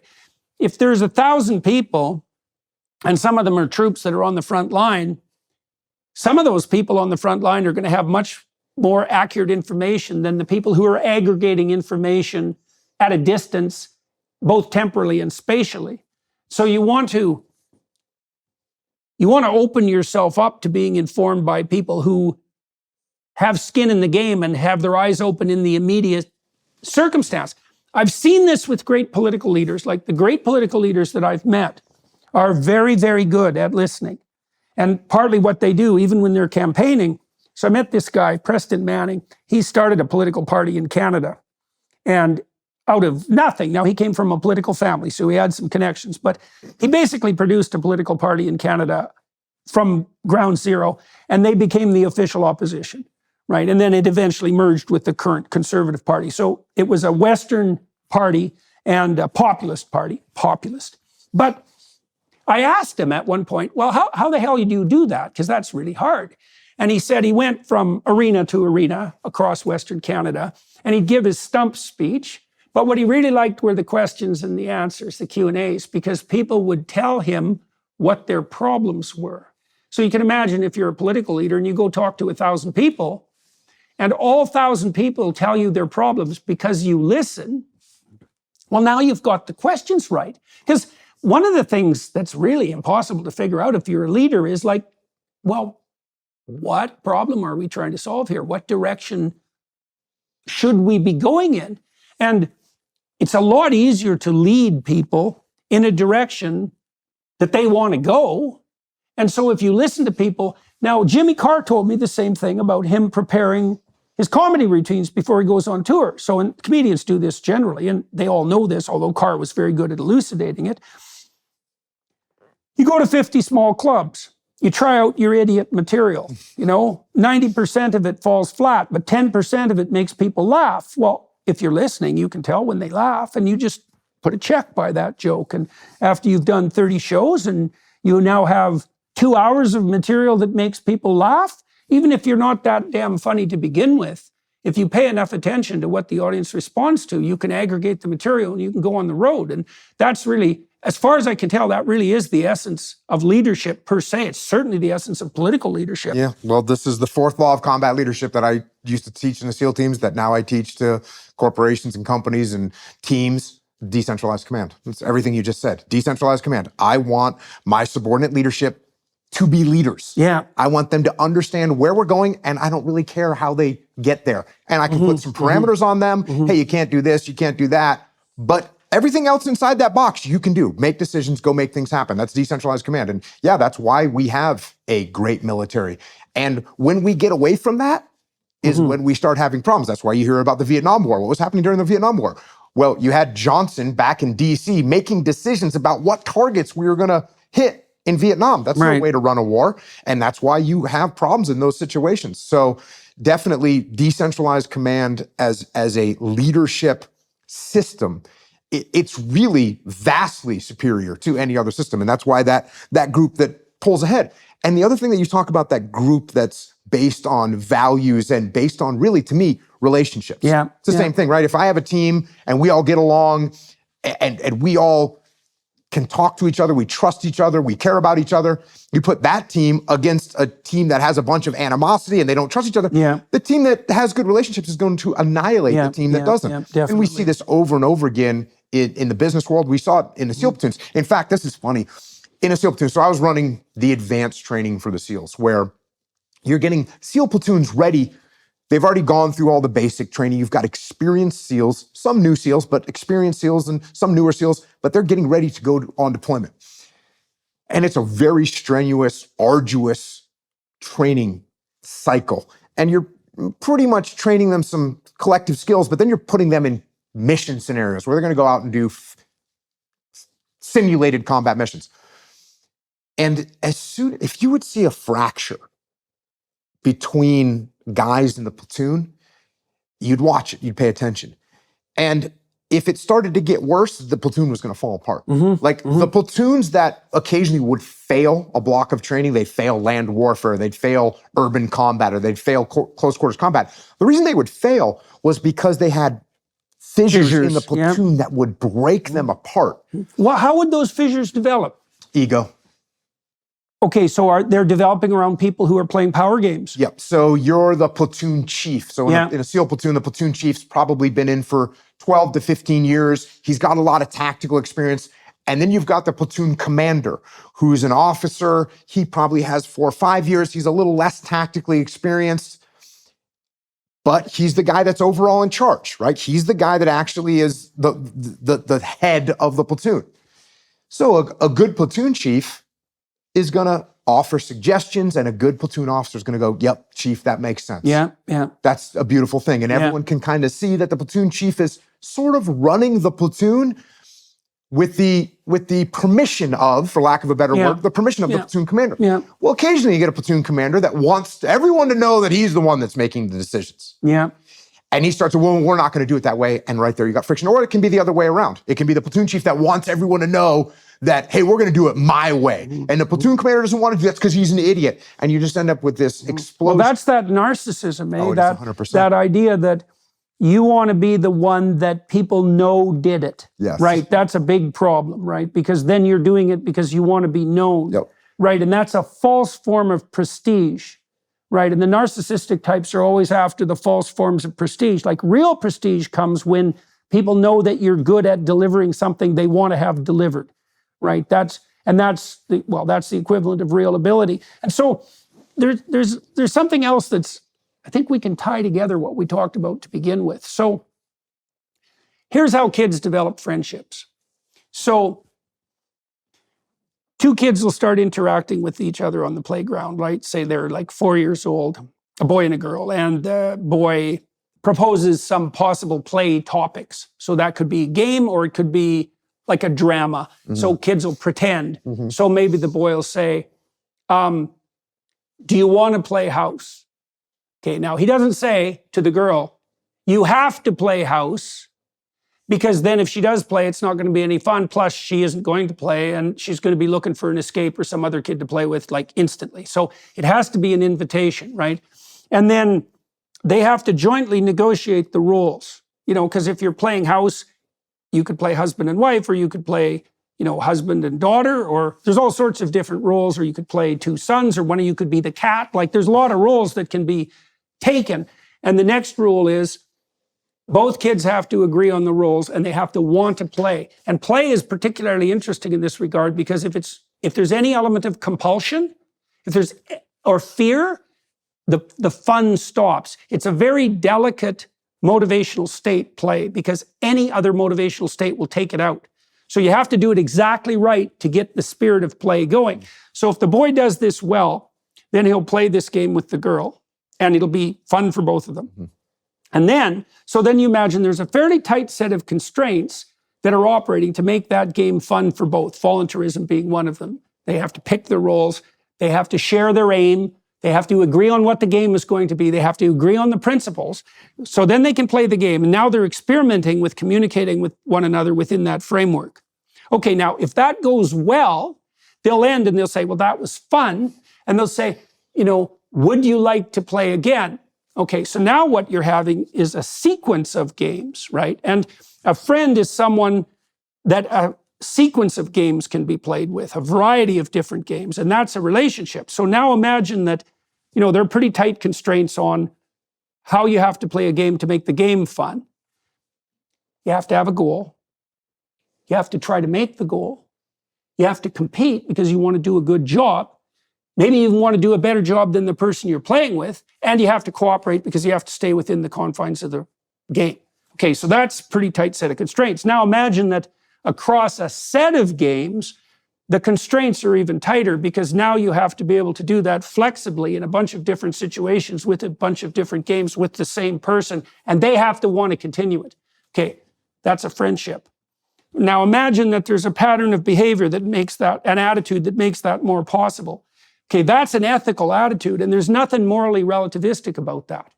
You can see that, right? Because imagine that you have a friend and it's fun to play chess with him and it's fun to play basketball, right? Well, there's not a lot of commonality between those two games, but there's a commonality of attitude that can be brought to bear across those games.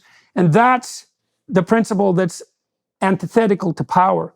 And I think that what you're doing when you're mentoring people is you're teaching them how to play that game, that long-term iterative game. And the pleasure in that, imagine it's an instinct. The people who are best at that have the children who thrived because they taught their children how to play games that everybody wanted to play so that they were always being called upon to play.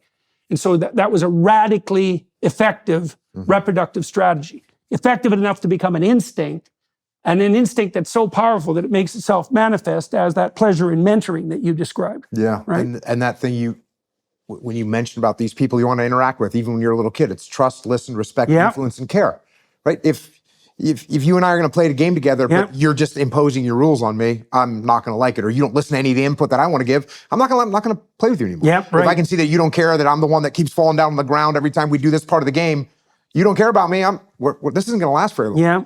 And in order for us to build a relationship, you got to give this stuff. You got to give that trust. You got to listen to what other people have to say. What about also psychological reactance? Have you ever heard of this? No. So I guess it's some some instinct that human beings have that when we get told to do something, there's some level of we don't really want to do what we've been told to do. And that's especially true for disagreeable people, by the way, and men are more likely to be disagreeable. Yeah, well, if you're agreeable, you're more likely to cooperate if someone suggests or even demands. And the advantage to that is, well, you're more cooperative. But the disadvantage is the psychopaths and the narcissists can have their way with you. And this has been very well modeled. Like, you can produce, say, fictional worlds that are only composed of cooperators, and they do extremely well. But if you drop one malevolent actor, they take everything. If all the people can do is cooperate, they take everything. That's what a cult consists of, I assume. Yes. Something along those Something lines. like that. That's right. That's right. You got all these people who are cooperating and one shark in the middle. So this is why, so in Beauty and the Beast, the beauty falls for the trainable monster, right? She doesn't want the narcissist and she doesn't want the weak men. Those are like the dwarfs in Snow White, which is why you can't get rid of the bloody dwarfs, by the way. It's like, the typical beautiful young woman is surrounded by dwarfs, right? And so she's not interested in them. And so then you might say, well, who's the prince? And then you could say, well, one sort of prince is Gaston. And another sort of prince, apparently in the Beauty and the Beast motif, is the trainable monster. And you might say, well, why do you want the monster? And the answer is, well, someone's got to keep the psychopaths at bay. Right. And trainable, so you want someone who has the capacity to say no, but who can be enticed and invited into a relationship, like a mentoring relationship and one of provision and cooperation. Right? So it's a very tight line for women to negotiate, right? Because if they find a man who's got no capacity for monstrosity whatsoever, and a monster comes along, he's done. But if they pick a guy who's too monstrous, then he can't cooperate, and he's not going to, be cooperative with her and the children. So that women have a very, very small eye hole in the needle to thread. Yeah. And the reason I make much of Beauty and the Beast, by the way, I do think that's the fundamental female myth. And part of the reason I think that, this is very comical, I think. So you ought to meet the Google boys. You ought to meet my wife and see who she married. I'll tell you Yeah, that. right. Well, so the comprehensible story. So the Google boys a long while ago got together and analyzed female pornography use online, billions of data points. And they identified the core female pornographic narrative. And women use verbal pornography, not visual pornography, right? So you can see this, and it's like an erotic harlequin romance. It's always the same thing. There's 5 cardinal male figures: surgeon, pirate, billionaire, werewolf, and vampire. Those are common protagonists. And the theme fundamentally is that this male is attractive to many other males and is dangerous, but can be enticed into a relationship across time by the right woman. It's the Beauty and the Beast motif. And that's the core motif for the vast preponderance of female pornography. Like, the narrative theme has been identified. It's exactly what is in 50 Shades of Grey. Right. As when the toxic masculinity started being talked about a lot, and I got asked a bunch about these things. And what I answered that question with a lot was, well, if you take any characteristic or any trait of a human and you take it to an extreme, of course it's going to turn bad. Right. It doesn't really matter what, even something like being generous. Like, if someone is generous, they're so generous, they give everything away and they get taken advantage of. Yeah. So any trait, if you take it to an extreme, it'll become a negative. And that'd be, with the traditionally feminine traits and the traditionally masculine traits, it's the same thing. Oh, it's to say it's bad to be aggressive or assertive.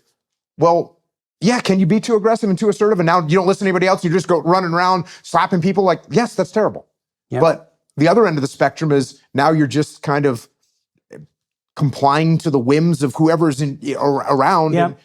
It's an equally bad scenario. Yep. So what you want to be as a human being is be balanced. And yeah, you got to have some capacity to be a bit of a monster when you need to be, but you've got to be able to contain that and discipline that, and you'll end up in a pretty good spot. And that goes with just about every characteristic that a human being can have. Well, you see this very clearly in analysis of personality trait distribution. So you can imagine that there's advantages being extroverted, but there's disadvantages, impulsivity, and there are pathologies, mania, Like mania is a pathology of extroversion, impulsivity as well, because one of the things that positive emotion does, and extroverts are higher in positive emotion. You think, well, you can't have too much of that. It's like, yes, you can. Mania is too much positive emotion. And so is impulsivity, because positive emotion makes you much more likely to act precipitously in the present.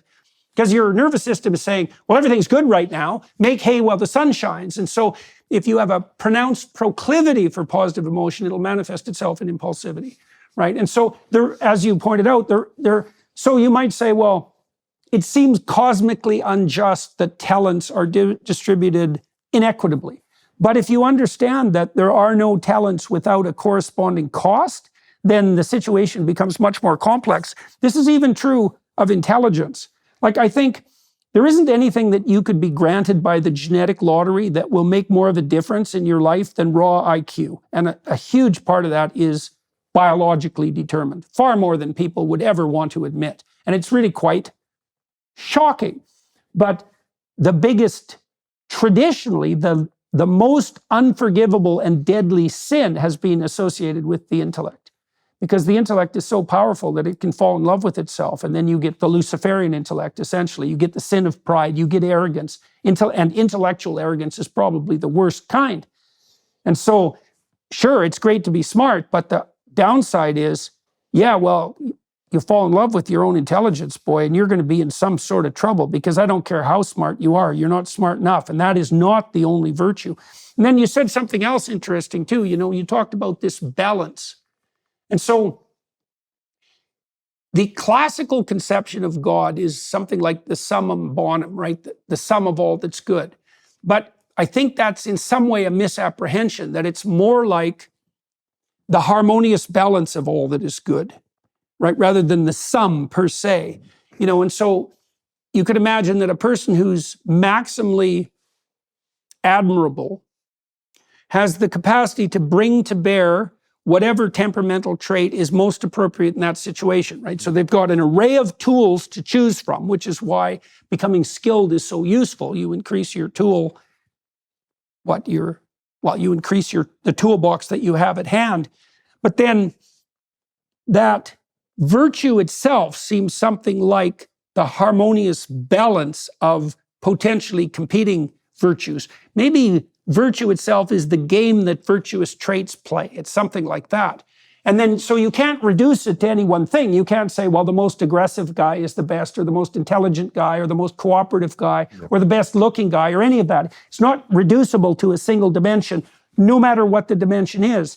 But that doesn't mean that there isn't something that all the virtues point to. And I do think too that pleasure that makes itself manifest in mentoring is probably an index of the virtues being balanced properly, right? Because if you're in a mentoring relationship with someone and you're really attempting to operate, let's say, not only in their best interest, but in the best interest of all the people they could serve. So like when I was training graduate students, you know, part of what I'm thinking is, well, if this person is now under my supervision and they're going to become a professor, well, they're going to develop a research enterprise, and God only knows where that'll go. Like, that can be very influential. And they're going to train, they're going to have a pretty direct influence on at least thousands of people. And so you can imagine that you're trying to work in that person's best interest, but you're trying to work in the best interests of that person insofar as that person is going to be willing to serve the best interests of all the people that they're going to serve. Yep. Right. And that's something that you're going to have to develop the feel for, right, with these individual human beings, because they're all a little bit different. So there might be one individual that you have to be a little bit more aggressive to get them to step up. Yeah. And there might be another individual that you have to back off a little bit. Yeah. I've talked about leadership and saying that you get these tools, right? And it's like woodworking. So woodworking, you've got to learn how to operate the tools on wood, right? The saw and the drill and the chisel. You got to learn how to work those tools. But then you got to remember that there's different types of wood. Mm-hmm. And you've got pine, which is very soft, and you've got ipe, which is very hard. And then you've got to learn how to work those tools on those pieces of wood. And then with human beings as a leader, you've got to remember that each piece of wood is different. Each piece of pine, this one has a knot and this one has a different bend to it. So you've got to really pay attention to balancing out these various tools that you have, because if you go too hard on a piece of pine, you'll destroy it. If you don't go hard enough with a piece of ipe, you won't make any impact. So yeah, what you're talking about, very true. And this is what makes leadership and just human interaction so difficult, because everyone is a little bit different. Everyone is unique. And you still have the same tools. It's not something that I can't train you. Say, well, every piece of wood is different, so therefore you just can't, it's just unmanageable. No, here's the tools, and you got to learn the art of working on the hardwood versus the softwood. And it's the same thing with leadership. Like, I can't give you here's the answer 100% of the time with all human beings. You do this. No, actually, here's the range of tools that you can utilize in those types of situations from a leadership perspective. And you've got to figure out how much pressure to apply, what angle you're going to use. And it's going to be a little bit different. And that's why it takes experience and it takes time. But unfortunately, sometimes people think that leadership is just something that you're born with. Or it's a set of rules or principles. Or it's a set of rules. It's like, hey, this is what you're born with and you have these capabilities. And, did you see that guy give that speech and tell everyone what to do? Man, he was awesome. I could never do that. Well, no, actually, you can do that. And you can learn to become more articulate. And you can learn how to have a better command presence. Are you going to have the same command presence that charming and charismatic individual had? Maybe not. Maybe you can't get there. But you can definitely improve and you can definitely get better. And then you can bring someone on your team that has a huge amount of charisma. And maybe when it's time to get up and shock the troops into action, you let that guy step up because he's better than you. So well, you see that in the story of Moses, which is a classic leadership story. Moses isn't verbal. And he tells God that when God comes along and says, you're going to stand up against tyranny and you're going to lead the slaves out of captivity, which is what people are always doing in their life if they have any sense. Moses' first objection is, the tradition has it that he had a speech impediment or something like that. Like, it's actually quite a severe impediment. So he has Aaron, who's his communicator, right? And so, you pointed to something there. People often assume that leadership means charismatic speaking, for example. Well, the kind of public communication leadership that you and I are doing depends on that.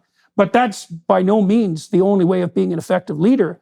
I would say it's probably much more akin to what we've been talking about in terms of play. It's like a good leader is someone who can continually create games and present them to people that they want to play. And there's lots of ways of doing that. You can do that and be quiet. Like, I had a client, a lawyer. He ran a big law firm in Toronto. I worked with lawyers like that for quite a while, and they were sent to this little organization I was part of. The value proposition to the law firms was, you send me your best people and we'll work to make them 15% more productive, which for those people meant a lot, right? But we work for them, not you. And so then what we were doing with each of these people was radically different. It really depended on the person. And one of the guys that really struck me, he was very, very quiet.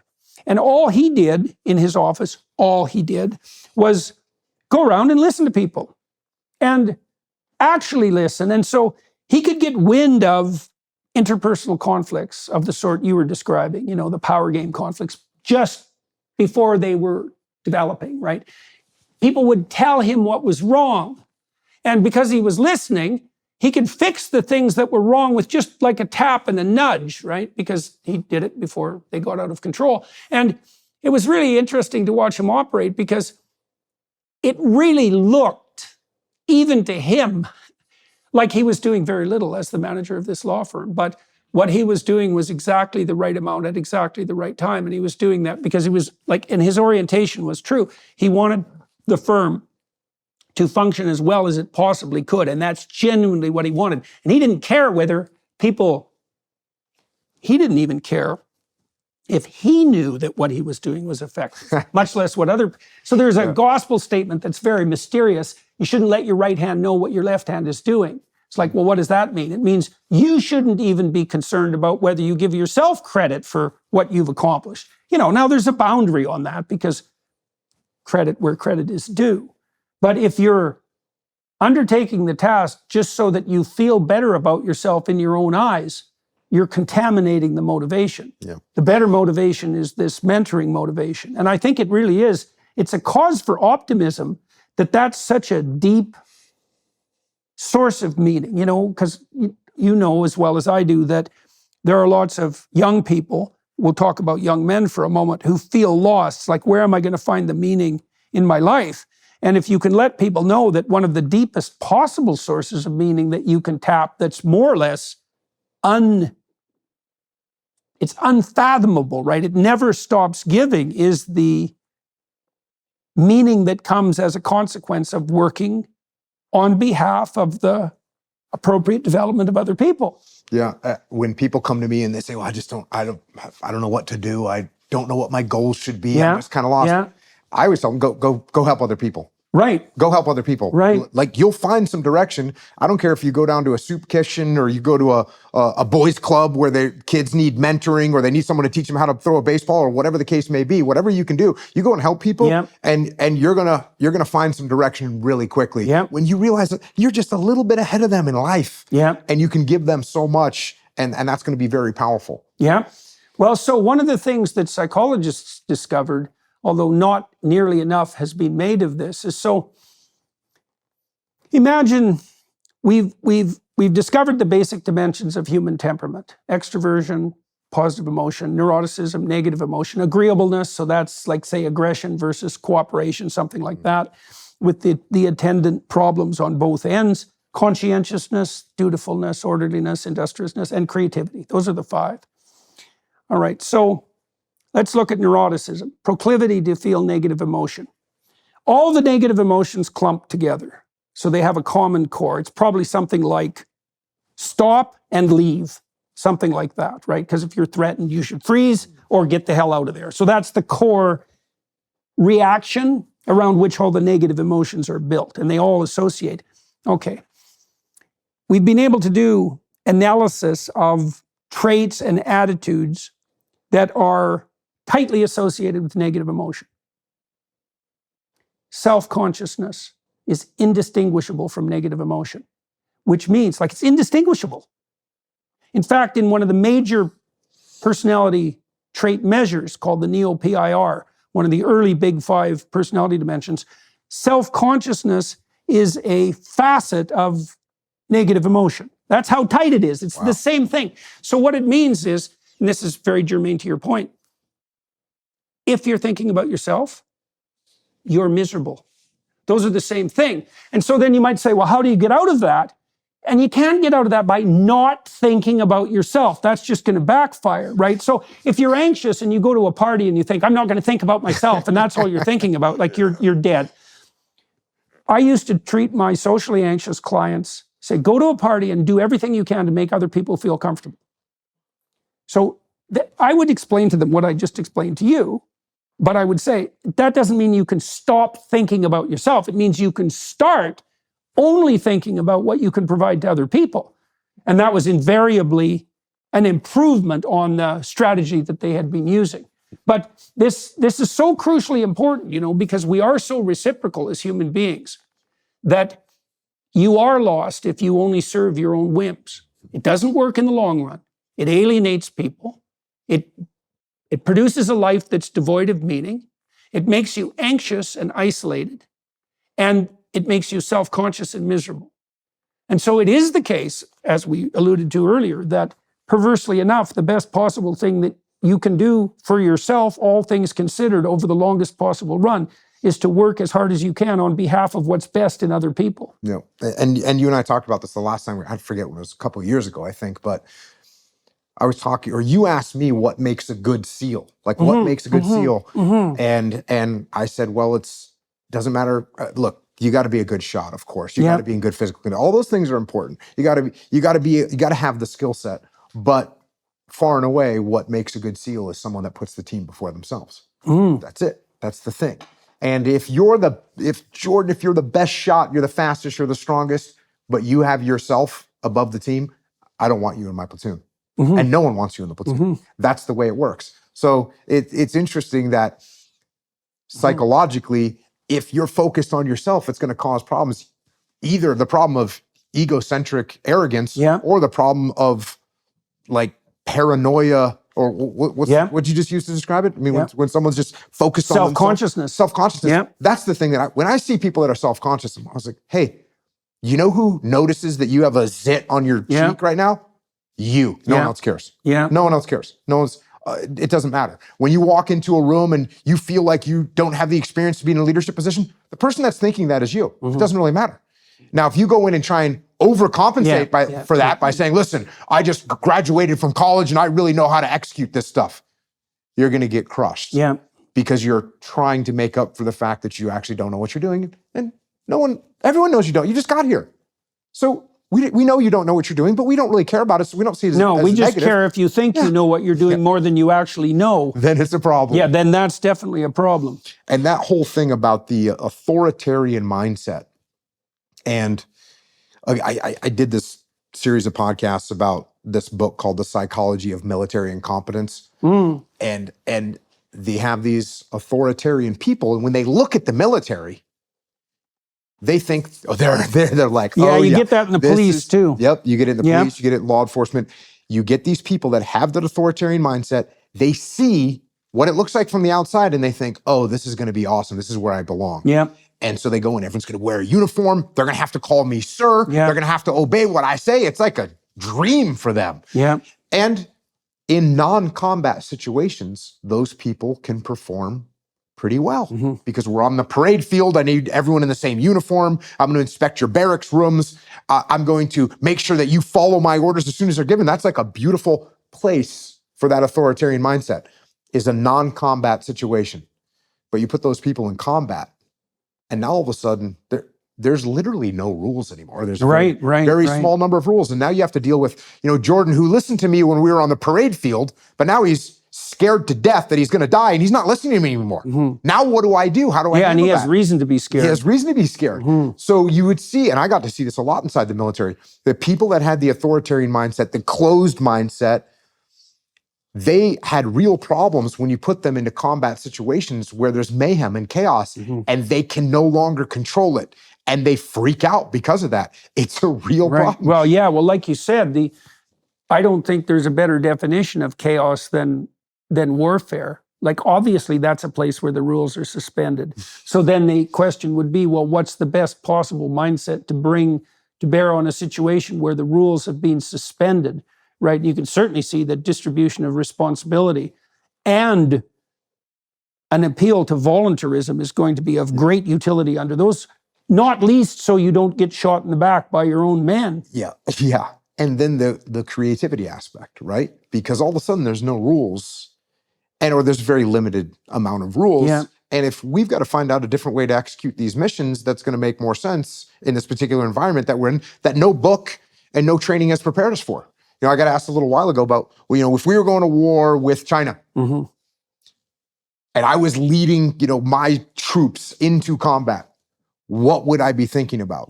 And I said, the thing I would be focused on, the same thing I'm always focused on, especially going into a combat situation, and that is keeping an open mind. Because I don't know what's going to happen. The enemy doesn't know what's going to happen. I don't know exactly how my troops are going to react. I don't even know how I'm going to react. And if I get a fixed mindset where I'm saying, this is what we're going to do and this is how it's going to be, as soon as that combat starts, that you can throw that thing out the window. And now if I have a closed mind, I fall apart. If I have an open mind, I look around and say, okay, I see some adaptations we can make right now. Here's what we need to do. Here's some adjustments we can make. And that's when I ran training, that was the purpose of my training, was to open people's minds. Was to put them in situations where if they stuck with a fixed mindset and they didn't open their mind and they didn't see other perspectives, they were going to fall apart. They're going to get So destroyed. that other perspective, so that's got to be allied with that willingness to incorporate information from the bottom up, because you're going to get, so that's where the diversity claims of the radical left have some utility, is like, well, in any open-ended situation, you want a genuine diversity of viewpoints, because the situation is shifting and the more options you have in front of you, up to some limited degree, because, time to process all those options also matters. You don't want a uniformity of opinion, because you're going to run into this problem that you just described. Here's a good example. The Iraqi military, right? It's basically a caste system. You had the officers at top, and then you had a bunch of, almost slave labor a little Yeah, bit. yeah, And the officers would skim money off the paychecks of the soldiers. right, That's how they operated. right. And There's a loyalty building exercise for you. not the best loyalty building exercise at all. And so, So the rule is don't rip off armed subordinates? Well- How's that for a rule? here's the thing that's interesting. So our chain of command found out that this was happening. And there was a lot of pressure throughout the US military, like, we've got to stop this. These soldiers are getting ripped off. This is terrible. We need to prosecute the officers that are skimming money from the paychecks. So I went and brought my interpreter, and we go talk to these soldiers. Yeah. And you say, like, hey, is it true that your boss is skimming money off your paycheck? Like, ready to write it down and Yeah. And they go, well, of course. He's the boss. Of course he's going to take some of the money. I mean, that's sort of what that's totally normal. They weren't angry about it.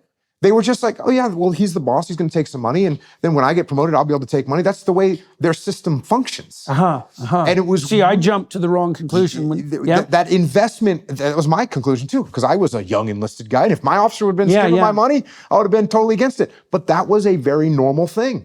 And so I kind of try to back off and say, like, this is the way their culture is. That's the way their culture is. It's different than ours. It's unacceptable. Were there parameters of skimming? Yeah, there are. There's parameters of skimming. Right. So you could take some percent. Yes. And it's the same thing with the Iraqis. We'd say, hey, we're going on an operation tonight. We've got an operation tonight. Can you bring 30 guys tonight to conduct this operation? And they would tell you 100% of the time, yeah. Yep. And they'd show up with 9, or they'd show up with 6, or they'd show up with 48. And because it's inshallah, right? It's God willing, we'll have 30 people. If that's the way it's supposed to be, that's the way it'll be. And instead of us going, hey, this isn't the way we do it, we had to say, okay, well, how do they operate? What do they think like? How can we incorporate their perspective on things into our culture? And how can we merge these cultures together so that we can communicate with them in an effective way? So we go, oh, okay, cool. How many people do you think you can bring tonight? And they're going to give you a better answer than if you say, can you bring this many? It's a little nuance in the way that you interact with them. Right. But if you that might have even been a politeness norm, because their response to you might have been, well, the polite thing is to tell the person who's asking what they want to hear. Right. And that is different than saying, well, how many people do you think you could bring? Totally different. Yeah. So if I had a fixed mindset and a closed mind, it would have been saying, this is the military. A platoon is 40 guys. You need to bring a platoon tonight.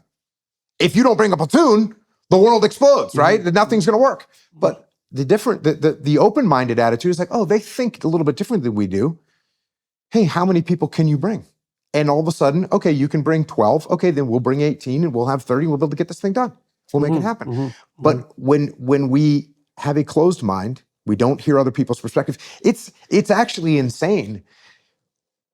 I've seen people, we have intelligence come in, information come in, and just be like, no, that's not, just shut it off. As if it doesn't exist. Instead of saying, oh, well, at a minimum, where'd that information come from, right? Well, I might not agree with that information, but we've got someone telling us that there's a machine gun nest in this location. No, that's impossible.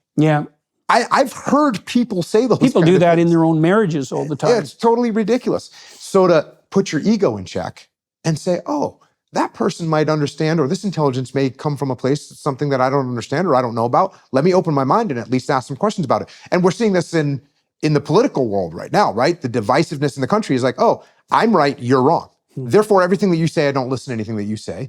And that's the way it is. And end of conversation. I don't want to hear anything that you have to say, which is a real problem.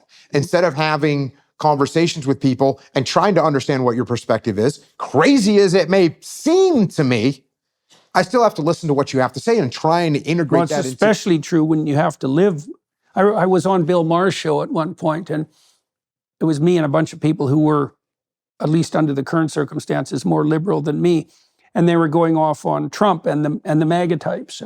And I brought the conversation to a halt by asking them how that attitude, essentially of contempt that they brought to bear on the situation, was going to serve them, given that that was 50% of the population and they're going to have to live with them, right? And so this ARC thing that we put together in London, the Alliance for Responsible Citizenship, one of the rules that we're attempting to implement.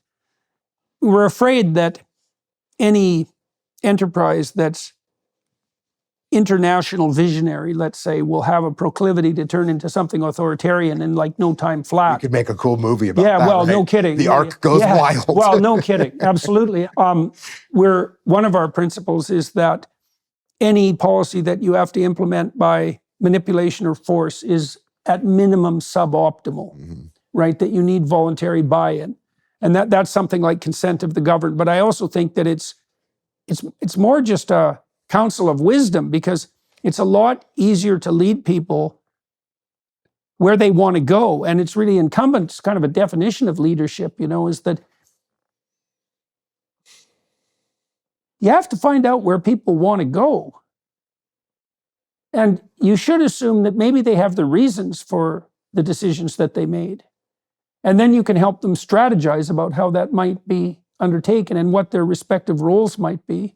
And it's very useful as well not to give them something that's important to do, but to encourage them to take on something important to do and then to back the hell off so they can do it, right? No better tool in leadership than giving people ownership of what they're doing. The classic in the military is, I don't say, hey, Jordan, here's the mission. Here's the people I want you to take. Here's the weapons I want you to use. Here's the vehicles I want you to bring. Here's how I want you to assault the building. Yeah. Here's the time I want you to hit the target. Here's the time I want you to, the route I want you to take to get back here. Yeah. And here's what time I want you to do the debrief. Yeah. So take ownership of that and go execute. That doesn't work. Yeah. What we want to do in a decentralized organization Yeah. is say, hey, Jordan, here's the target you got to hit tonight. Right. Yeah. Go figure out how you want to do it. Yeah. And if you're a good leader, then you turn to your team and you say, hey guys, here's the target we got to hit tonight. How can we do How this? do you think we should do this? Yeah. And all of a sudden you have ownership over this. And How do you negotiate agreement on the original target? Well, that's the thing is, if you say to me, hey Jocko, why do you want to hit that target? Yeah. I should be able to say, well, we found out that that's the node that's been making explosive devices that's been hitting all of our bases. Yeah, here's and our you go, prioritization rationale. You say, cool, got it. Yeah. Occasionally, and I can't be afraid of this, occasionally you say, hey Jocko, why are we hitting that target? And I say, I'm not sure. Right, that's not good. That's not good at all. In fact, that's to me, you know what, let me go find out. Right, definitely. And also occasionally, I might say, well, we want to hit the target because we've been getting bombed and we want that to stop. And this is the node that's been making these explosives.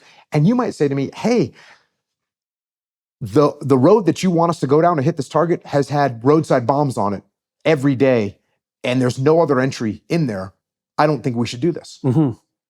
And then what should I say? I should say, oh, I did not know that. Right. And then it's up the chain of command. How can we find another way to prosecute this target? Uh-huh.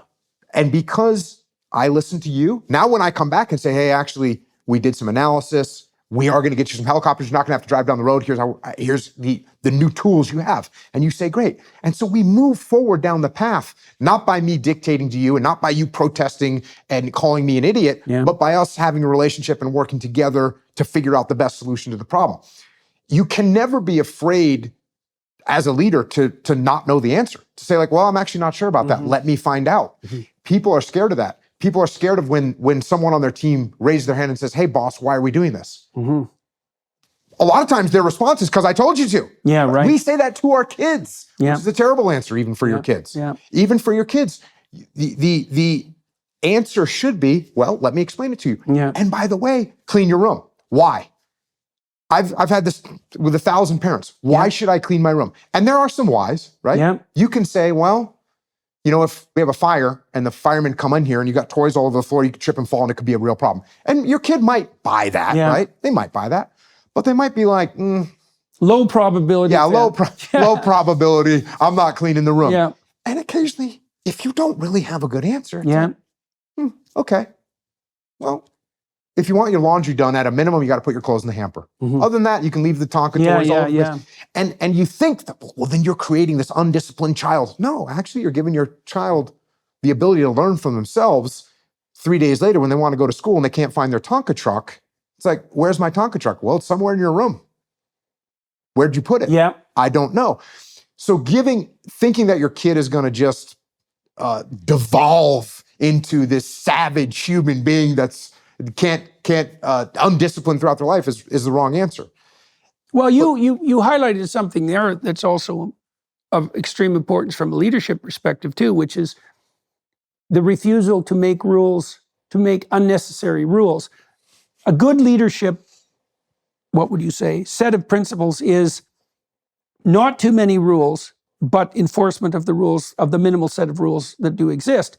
And then you might say, well, how do you know what the appropriate rules are? And one answer to that would be, well, if you don't have a series of deep reasons for your rule, and it boils down to because I said so, that's probably not a rule that you are in a position to advance or insist upon. Yeah, right? It needs to be placed in exactly as you said in the military situation.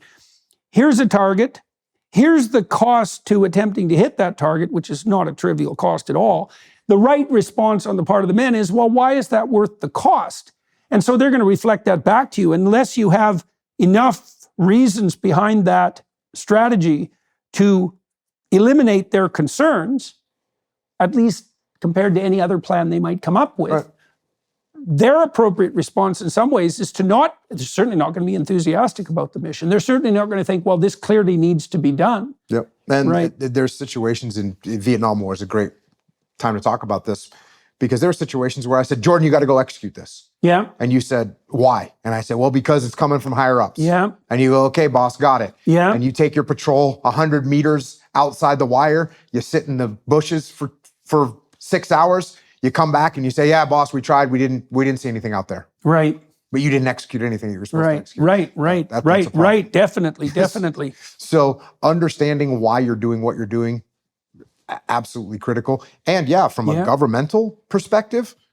Well, those explanations also give people the option to think on their feet when they're actually in the complex situation. Because if you've provided them with 5 rationales for this target and then things go astray, they still have those 5 rationales to build new targets out of, right? Yep. So that's why they need to be informed. Yep.